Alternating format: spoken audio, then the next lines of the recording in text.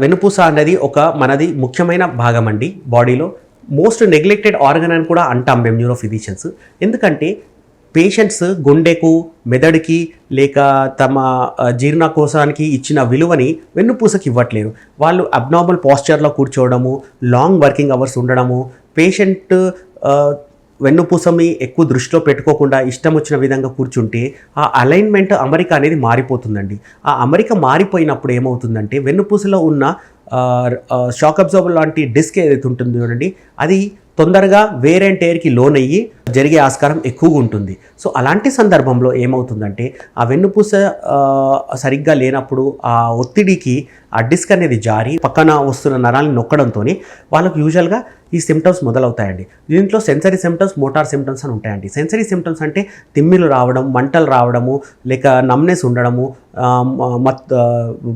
బరువు ఎక్కినట్టుగా అనిపించడము, లేకుంటే ఒక ఆల్టర్డ్ ఫీలింగ్ రావడం, సెన్స్ ఆఫ్ డిస్కంఫర్ట్ రావడం, ఇది సెన్సరీ సిమ్టమ్స్ అంటాండి. మోటార్ వీక్నెస్ ఎప్పుడు అంటామంటే మోటార్ సిమ్టమ్స్ లైక్ కాలు ఎత్తలేకపోవడము, దానికి సంబంధించిన కండరాలు బలహీన పడిపోవడము, లేక కండరాలు కరిగిపోవడము, ఇలాంటివి జరిగినప్పుడు మోటార్ సిమ్టమ్స్ అంటామండి. సో ఇటువంటి సందర్భం ఏర్పడుతున్నప్పుడు పేషెంట్ ఎంఆర్ఐ స్కాన్ చేసుకున్నాక దాని తీవ్రతరాన్ని ఒక అంచనా వేసుకున్న తర్వాత మేము సర్జరీ సజెస్ట్ చేసినప్పుడు ఆ సర్జరీ చేసుకుంటే కొద్దిగా ఈ డిజీజ్ ప్రోగ్రెషన్ తగ్గుద్ది, రిలీఫ్ అవుతుంది. బట్ సర్జరీ అనేది శాశ్వత పరిష్కారం కాదండి. కొన్నిసార్లు సర్జరీ చేసుకున్నా కూడా పేషెంట్లకి ఈ విధంగా మళ్ళీ సిమ్టమ్స్ తిరగబడతాయి. అలాంటి సందర్భంలో మేము అందుకనే చెప్తాం వాళ్ళకు మందులు రెగ్యులర్గా వాడాల్సి వస్తుందండి.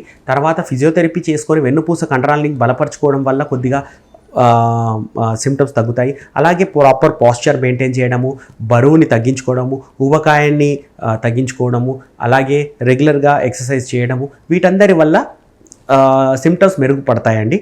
సర్జరీ అనేది 50% పరిష్కారం, మన లైఫ్ స్టైల్ మోడిఫికేషన్స్ మాత్రాలు అది 50% అండి.